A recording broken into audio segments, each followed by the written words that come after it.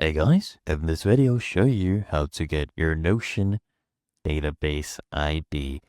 Now the first thing I'll do is create a new page, okay? And we'll create a database right here.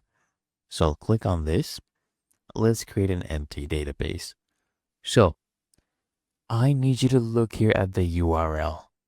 So right after notion.so, okay, / you'll see a string of numbers and characters, right?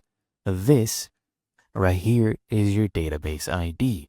Okay, and using the Notion API, we can actually hook into the database and manipulate the data using this identifier right here. Okay, and here you also see there is a view ID here. So if you have different kind of views and filters applied, that's where you can get that particular ID. Okay, and otherwise, it is really that easy and simple.